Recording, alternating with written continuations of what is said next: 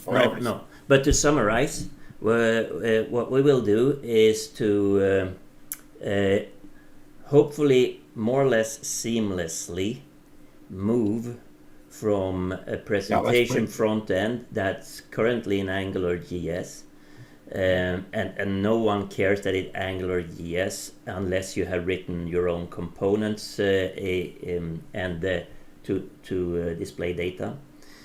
But more or less seamless, we're going to be in WebAssembly in later this year, and of course there will be an option which front end you will want to use, because initially it will be need to be tested, and not every feature will be available from day one, etc. But what's important with the MDriven architecture is that we have something that really no one else offers, and that's the clear separation with the view model concept. Okay, many have view models, but what we have is the declarative view model that totally separates between the internal model of all the information and what's available on the front end. And that is a perfect vehicle for security, because if you expose something in a UI to a user, that means that the user is supposed to access that kind of information that you expose. So it's then not that harmful to, even if they hack it, because hacking it only means that they make their own UI of the information they should have anyway. So we are very confident that the big parts of the MDriven will stay the same, and one of the parts which we usually call fashion, and the end piece that meets the user, it's going to change to another technology. And the technology we normally call modernity in the book, modernity being just what's the UI. Yeah, so it's what's modern at a certain time and a certain era, and that will always change. That has always changed. But what we define in the model, what we call the gist, it sort of stays the same for hundreds of years. At least that's the hypothesis. We haven't tried it 100 years. For a business. We would like to. Yeah. To be around for 100 years. Yeah. So yes, good discussion. Hans, Hans, I think yes. I'm pretty sure I'm recording. The Mr. Recorder has joined, so I don't think you need to scale everything down like that. You can share the whole screen, so it's not like this. All right. Yeah. So I can stop this recording I'm doing, and then you have it. Yeah, because you don't need to shrink things on your screen. Yeah, good. So let's go into today's session. What we said we were gonna discuss in the agenda. And first of all, welcome everyone. And there's a couple of new faces, and that's very good. Very welcome, and don't be shy to ask questions if they pop up. And this is how it usually goes, that we have a sort of a demo of a thing that we have picked, and then we can discuss that thing or other things straight after that. So thought I should actually start a brand new project to just show that there's no that this is fairly easy to do. What we are talking about is the new toolbar function that is supposed to fix some of the complaints that we have gotten from usage of the left side menu. So we're going to talk about what all these things are. I'm going to do a new model, and I don't want to change the changes, and I'm going to save this. I'm going to call it the same thing, but a number 2 behind. So I have a new model, and just doing something very simple. 2 classes with some attributes and an association. And to save time, I just create the auto forms for this, and saving that, making sure that everything is working. Going into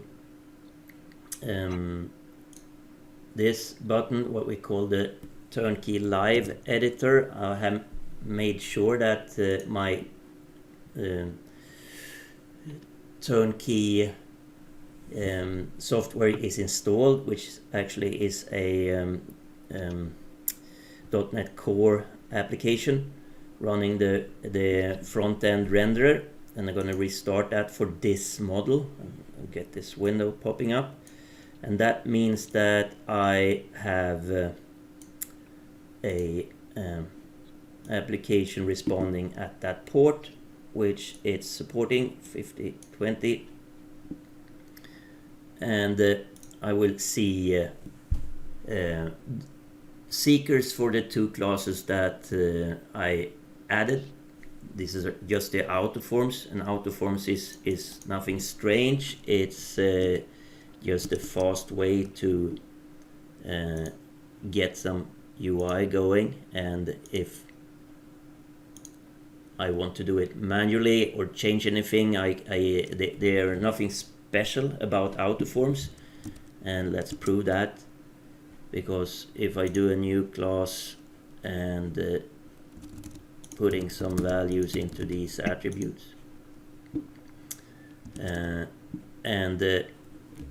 using the definition of that auto form and changing it in any way, saving that, I would get an update of this auto form. So that's nothing special.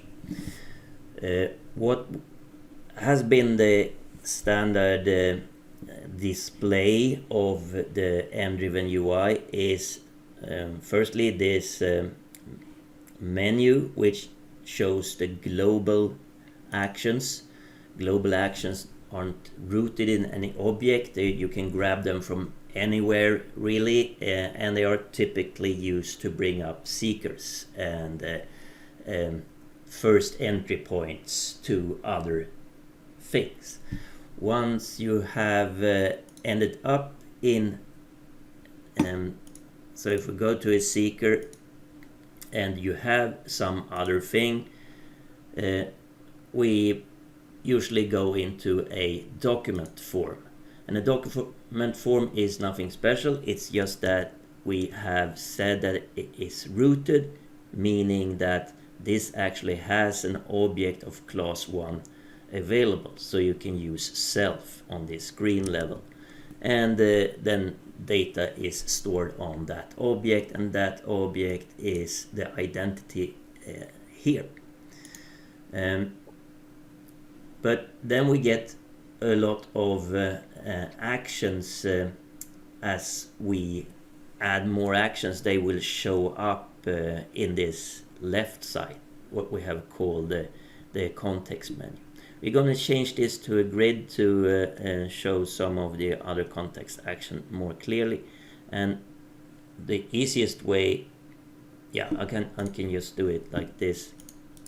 I'm gonna add a nested multi-link with create and delete, and I get the class 2 added, and I'm gonna add some of its attribute. If I can't remember what they are listed here, so I'm gonna add these 2, and maybe also I want this to be editable, so I'm gonna add a tag value, and this is empty from start. I'm gonna refresh the tags from the wiki so that I get some hints on what I can do, and what I want to do is to have these editable. It's gonna add that tag value and say that that is true. Now I have said that this grid will be editable in the rendered UI. So if I were to add a new, I can see that they are rendered as editable controls, but still we can't change them, and that's because the default read-only expression for something displayed in a grid is set to true. So read-only true means that you actually are not allowed to write it. This can be any expression, of course, to follow your rules. I'm gonna resave that, and now I can write things in here as well. It's all saved in the context. And as you see, actions now that are relating to these objects also show up in the left menu. And building large and complex UIs, we got quite hefty left menus in the end, and that turned out. Can you just make the browser window a bit bigger and zoom in a bit? I think it's difficult to see. Yeah. Yes. Yeah, great. So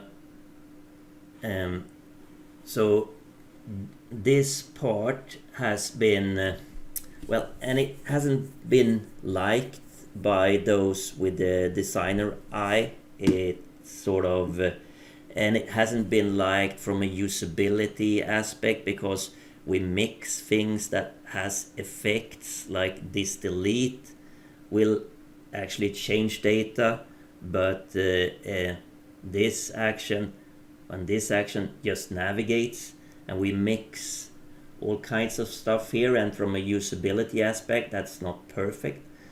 People get scared. Can I actually push this button without side effects? What will happen? And of course in this kind of system you should always be able to cancel, but maybe not. So it has been quite a few aspects of issues connected with the left side menu. So one of the hypothesis that was brought forward how to mitigate this was that what if we could take this left menu and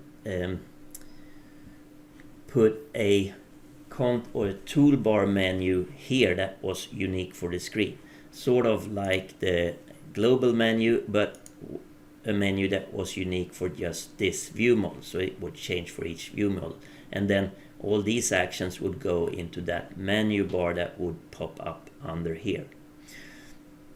And there was also ideas that we could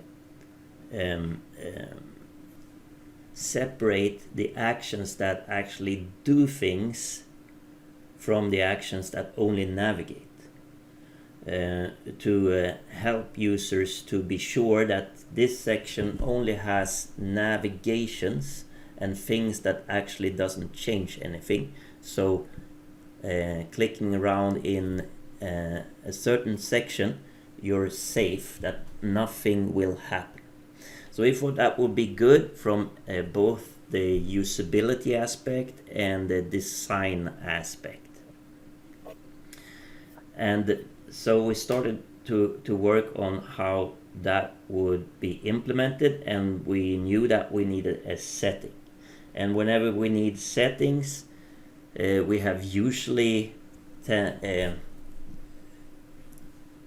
ended up in the settings files on the server, and those are sort of error prone, and you have to know exactly what you do, and that's not a perfect way to enable you to get access to settings like this. So what we did instead for this, and hopefully for a lot of new settings that will come up going along, is to introduce a what we call a model pattern. So if this pattern is found, and we call it sys-driven, and whenever we do this model patterns, we tend to start the class name with sys in order to signal that this is a namespace for built-in things. So this is true for like sys singleton and sys user, etc. So there's a new built-in pattern-based function that is called sys-driven misc settings singleton. So it's a fairly long name, but we would then just add that, and since we have named it singleton, it should be easy to understand that it's supposed to be a singleton as well. And having that, we are recognizing these settings at this point. So the one we're going to talk about today is the global toolbar mode. So Hans, this is just a class? Yeah. So it could have multiple records? It could have multiple records until I set it as is singleton, because when I set it as is singleton, we have a framework logic that ensures that you never need to create it. It is created for you when you access it through OCL singleton, and you also cannot create it because it will refuse and say this is a singleton. So to access it in OCL, you just reference it by name. You don't need to somehow pass it along. So we need to pass it along. So we can see how we do that. Basically, if I were to, I can actually do it in its own string representation, which is an OCL expression. So if I were to use this class, it's still a class. So I need to make dot, and then I can use OCL singleton, which is an operator that returns, possibly also creates, the one instance for this class must be marked is singleton. Oh, so if it doesn't exist, it will create it. Okay, because in the old world, we would do the same thing. That's the way my system works, and everything is in a single record. I don't think that is singleton is an attribute or a property you can access in the older system. No, I don't remember if it is, but the singleton is actually one of the patterns from all these design patterns books, like the one from Martin Fowler, etc. Yeah, it's part of the standard. Yeah. But you could just you could go all instances and then go first. Yes. And you have, that's the way I do it. Yeah, exactly. I think Hans, it's not in Orland stuff, because I was nagging about it, and I think that's why it was added. Yeah. Okay. So everything that we have is someone that has nagged it into existence. I will nag further with various things. Yeah, good. So what I did was copy that name global toolbar menu, and that's supposed to be a boolean. And if I have that, save that, nothing changed, because even if it knows it should be, it has this ability, this value will be initially false. So I need to set it, and various ways I can access it. I'm gonna go through this debugger, and I'm gonna look for, I'm gonna bring up the seeker, and this actually does all instances, and it shows up as only one. And I haven't created it. The system created it for me because it was marked as a singleton. And I'm gonna set it that I want the global toolbar menu, and I'm gonna save that. Now have to do is to restart the system, because this is one of the settings that is read at system startup to yeah, I don't know why really, but no, that was the wrong one. I'm gonna restart the server, and having done that, this one will feel as if it was confused. And having done that, I get this toolbar menu. So this has been much cleaner, and in fact in this case it was super clean. We're gonna look at an example where a couple of things. We can actually turn this off view by view if we want. We would do that by setting a tag value on the top level of the view model, and that would be called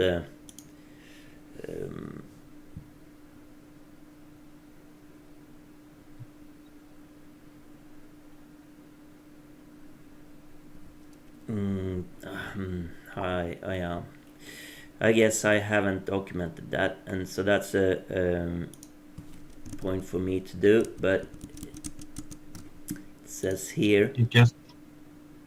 Or did you see it? No. No, but have you refreshed it from the wiki? Yeah. You're talking about the sidebar? No, it's the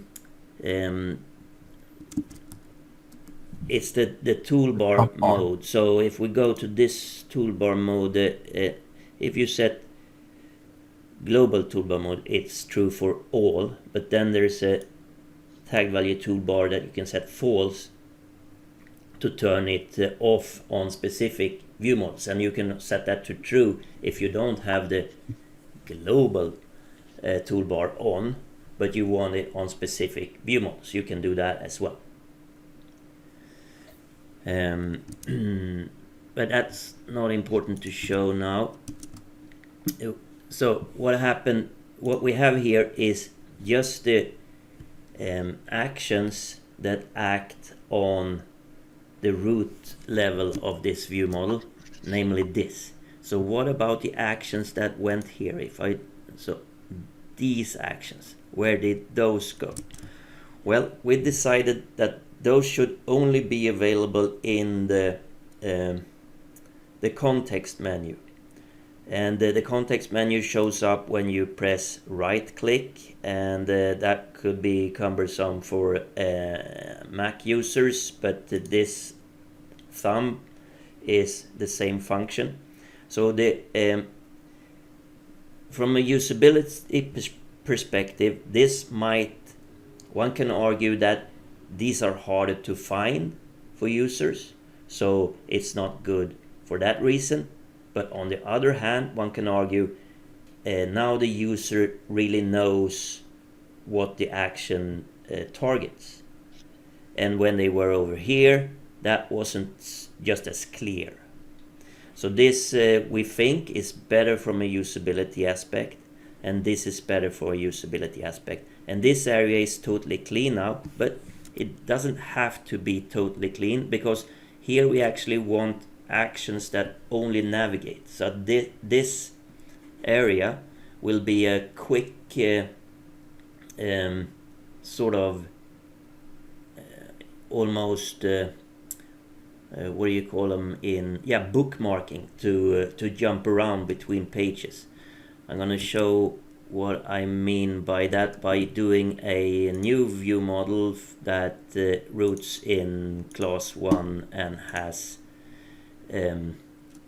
requires root. So that's rooted, and we can add a few things to that one as well. Just gonna add that one, and gonna quickly add a class action to show this.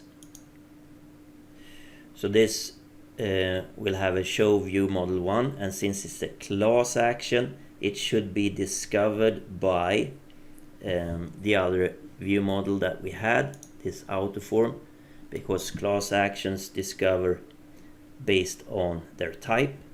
So now it shows up here as well. And if I for some reason don't want it here, I can opt it out. But this is the benefit of class actions, that it sort of checks the typing and makes things available based on type. So when I save that,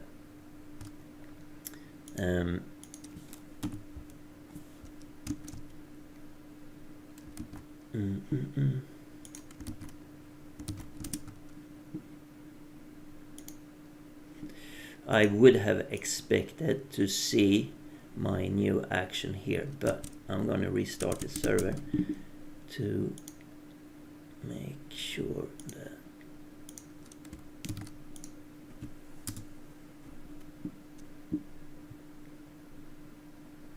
Hans, is this available in WPF too? Or is it only web? No. And I think more and more things will be sort of left legacy in VPF going forward, because yeah. Thank you for asking the question. Thank you for asking the question that was on the that I was preparing, Lars. One thing with these on the refresh from wiki, when you get the tag value items, you know, some are applicable to both WPF and the web apps. Some are applicable to one or the other. You know, it would be nice to have a column. Of course, there are lots of things would be nice, but it would be nice to have a column to kind of say to which elements it's any particular tag is applicable. Yes, and I guess it would be good if it is set up here, so it's sort of is good to know on which level it goes, because that's coded in here, but and then there's a comment about what it does here. And what we can do is there's a page on the wiki where we grab all these things from, and which actually is the source. So I hear you. It could be good to have a flag if it's one of 3 possible UI targets, MVC, AngularJS, or VPF. And there will be another one later coming. Yeah, good. Making a note. I think Stephanie is even in this meeting listening tonight, so so she can make a note. She's taking notes. She's the head of wiki work, documentation and learning. So why isn't this action showing up? It's the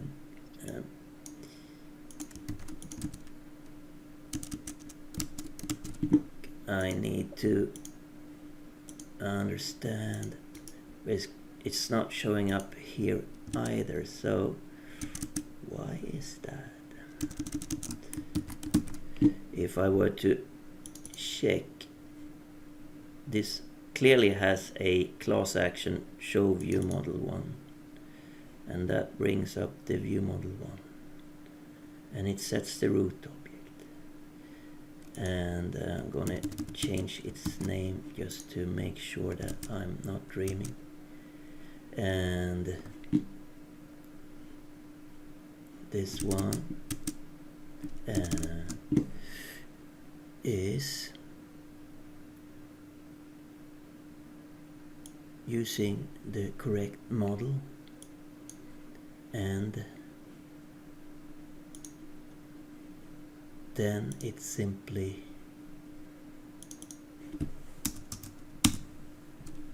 must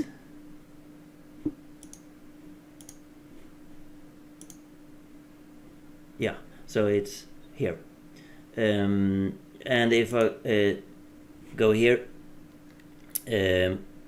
now this one shows up here, because it's benign. It only navigates. It doesn't change any data. And we do this advanced thing that I've described at an earlier point, checking the expressions if they actually have any effect on data or not. And if they don't, we say that they are safe to run. And that goes into the whole thing with read-only mode. That is a separate topic. So it goes in here to show to the user that this is safe. But to avoid the confusion that the user might hide this and focus solely on the toolbar, because these are all the actions that are available for this view. It's also in here. But this one that is sort of dangerous is not over here. And we have chosen to do it this way. We're going to see how that goes. Now this one isn't even in a category, so it takes up a lot of room. Of course, that we can change easily by assigning a category to this menu. So we're going to say that it's going to be in a menu group called views. And if I save that, it shows up. Yeah, there's so now it's in this category or menu group. That's fine, and we can build the menus from here. Why did that end up first prior to this one? It has to do with the sort order of the menu groups. So yeah, have you seen there? We still have a WinForms form, but I did the other one that you talked about, the enumeration thing. So wonderful, thank you. So just changing the sort keys if we would want it any other way. And so I think this turned out pretty good, because then the save and cancel button has a very good place to live, which isn't over here. And what has gotten popular by some developers is to, on every view, just check this hide sidebar thing, because they didn't like to have the sidebar at all. It disturbed their feng shui. So, but then they sort of made it hard to save and to do a lot of things. But now everything is reachable from here. So whenever we change something and we need to save or cancel, we can do that here. So this is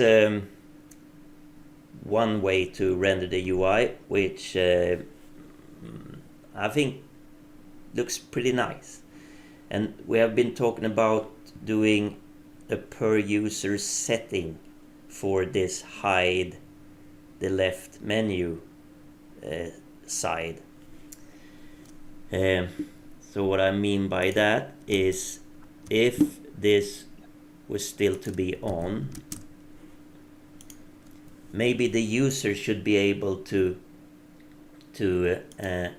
we should remember the user's setting for this, and it's up to the user if he wants the quick navigations, if he wants to waste screen real estate on these things or not.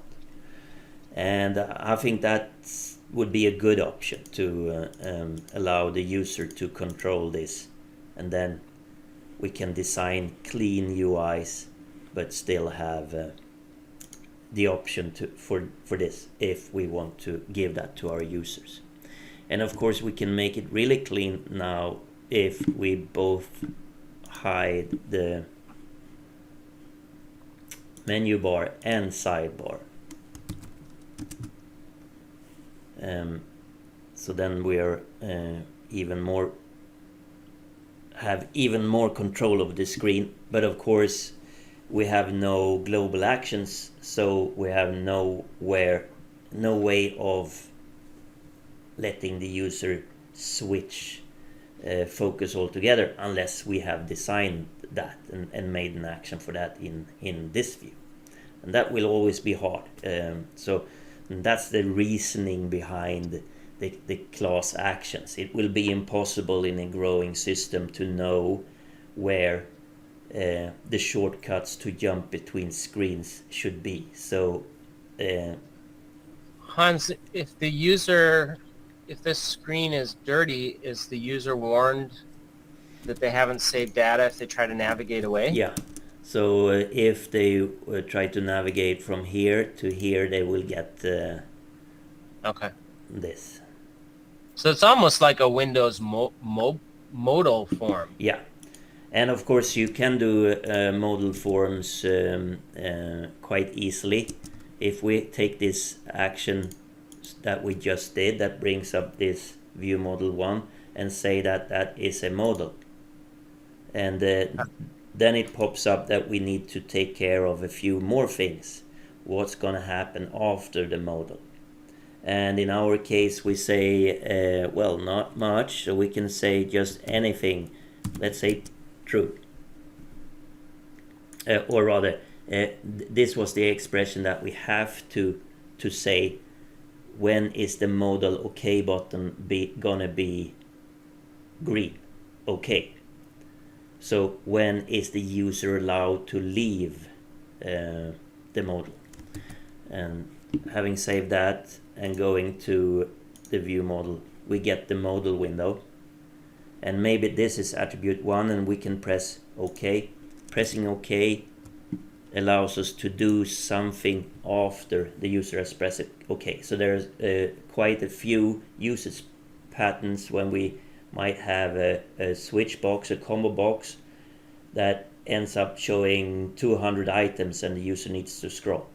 But then the user complains that we can't have it that way, and we rewrite that as a form with a seeker that is brought up via in a modal, and you search in the modal and then you pick the few things that you need and then you press OK. And when you press OK, we can grab those things that the user has selected and apply them to your stuff. So that would be something like I can grab so the modal that comes up will be in these variables, so I can get the ViewModel result, and that's the modal that actually is closing now when the modal is OK. And I can say let's take that attribute 1, and what I want to do is to assign it to attribute 2.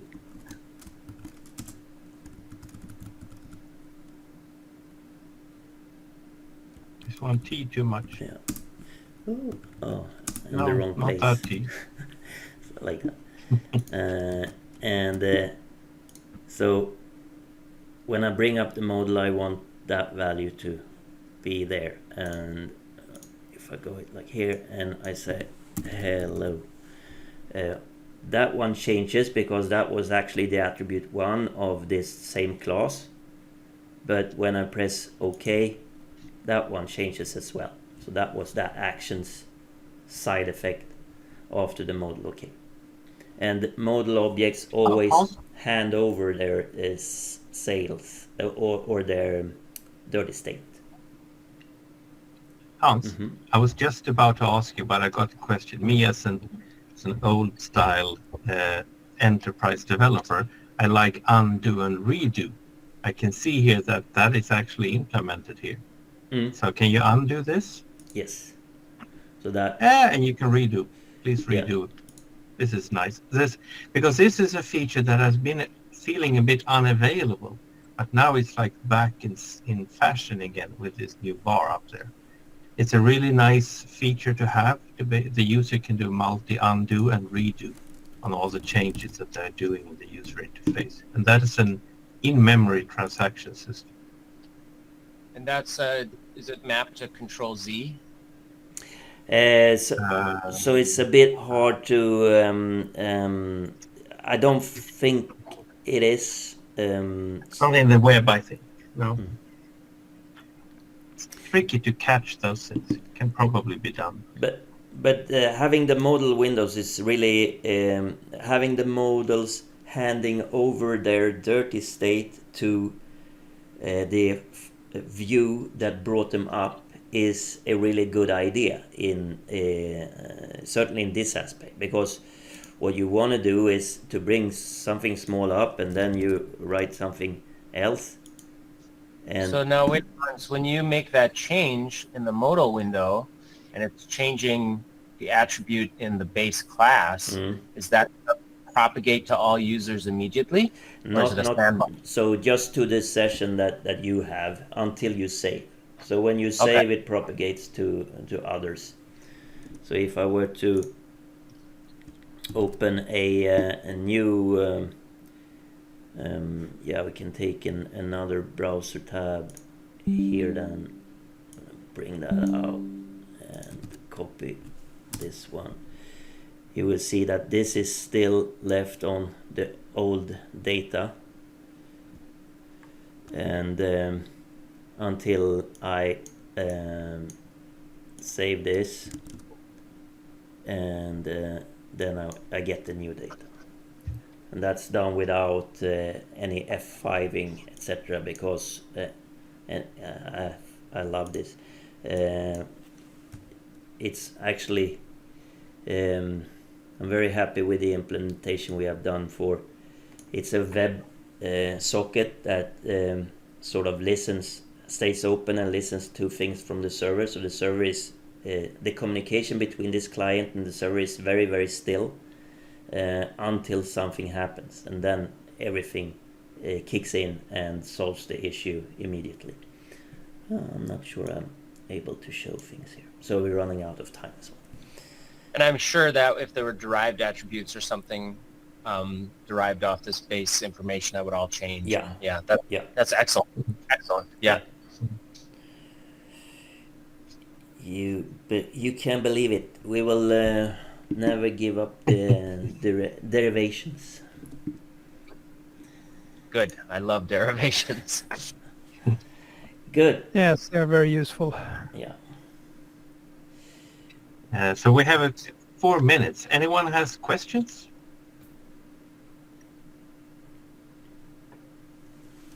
Dead silence. Dead silence. Yeah. But it's so it became a bit wider, but the main presentation here was the introduction of the toolbar, which I think is a winning concept for many of the systems that we see today. And I think it's a usability bonus. It's better than what it was, and of course we will always be tuning things and learning things from real life, and I think this is a good example. Hans, you haven't mentioned that, but one of the not driving forces primarily, but a supplemental one has been the ability to provide a better user interface on mobile devices and smaller screens. And this is an important effort to try to bring together the mobile and non-mobile user interface method so that you don't have to develop two different methods. Because what we have seen is that we have projects that are being forced into develop special UI for mobile, which takes effort from the project. So this way, we think at least it will be now easier to make one design that fits more screen sizes. Maybe not every screen size, but more screen sizes. Mm. So, very good. Next month is in the middle of the summer and vacation for us. We're gonna come back to see if that's still on. I think it's on. But The summer or the meeting? the summer is definitely on. Yeah. So we get back to you on that one. Yeah. And this is available since a couple of versions back, so you might already have it. It's just as easy as I showed you to add this sys-driven misc setting singleton, which of course is a complicated name, but